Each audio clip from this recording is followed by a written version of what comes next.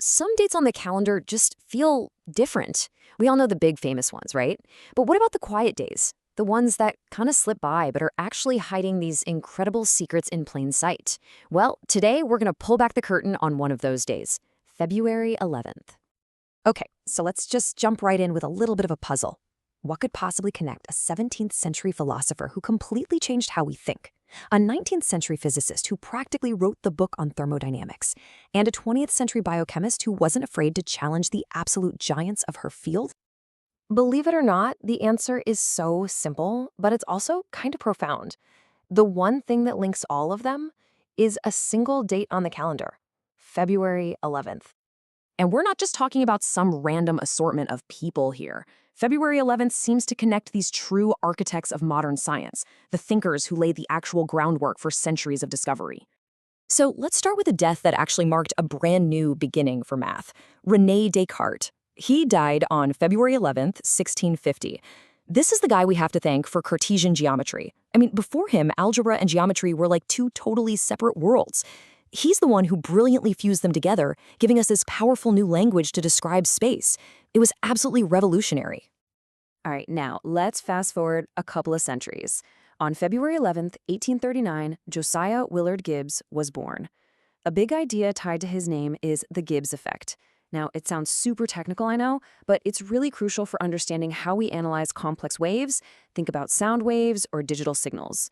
Gibbs was just a master at describing these incredibly complex systems with really elegant math. And you can see this amazing parallel here, can't you? On one hand, you've got Descartes, who created a logic for space, using math to literally map out the physical world. And on the other, you've got Gibbs, who created a logic for systems, using math to describe the messy worlds of energy and chemical reactions. Two absolute titans, both connected by February 11th. But this date isn't just about big abstract theories. Oh no. It's also about that spark of invention. About turning those cool ideas into technologies that completely reshaped our world. Okay, get this story. Henry Fox Talbot was born on February 11th, 1800.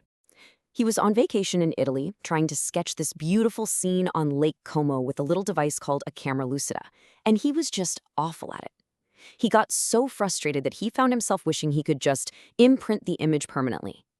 And that frustration, that's what sparked the whole thing. He goes home, starts messing around with chemically treated paper, and ends up creating the very first photographic negative. The entire art form of photography, born from a failed drawing. How cool is that? So we go from the birth of images to the dawn of the data age. Richard Hamming, born February 11th, 1915. Look, every single time you stream a movie or make a cell phone call or really do anything digital, you're benefiting from his genius. He's the one who developed the Hamming code, this brilliant way for digital data to find and fix its own errors. It's like the hidden magic that makes our entire digital world reliable. And this quote from Hamming himself just perfectly captures his philosophy. The purpose of computing is insight, not numbers. You see, for him, it wasn't just about crunching ones and zeros. It was about building a system to understand the world more clearly. A true visionary. So, we've had the foundational thinkers and the world-changing inventors, but February 11th also seems to celebrate the rebels. The scientists who had to fight the establishment to completely change how we see the universe. So let me introduce you to Dorothy Wrinch, who died on February 11th, 1976. Her journey was just incredible. She started out as this brilliant mathematician at Cambridge, but then she did something almost nobody did back then. She completely jumped fields into biochemistry. She came up with this really controversial theory for how proteins are structured, called the cyclol theory, and it put her right in the middle of a very public, very fierce debate with the legendary chemist Linus Pauling. Yeah, a lot of people just dismissed her as a mathematician by training with insufficient background. But here's the thing, Wrinch was a pioneer. And even though her specific cyclol theory turned out to be wrong for proteins, her core idea, using mathematical principles like symmetry to understand biological molecules, was revolutionary. It helped inspire a whole new, multidisciplinary way of doing science. And our final rebel is Yvonne Choquet-Bruhat, an amazing French mathematician and physicist. Her work was absolutely essential. See, when Einstein first published his theory of general relativity, it was a masterpiece of physics for sure, but the underlying math, well, it was a little shaky.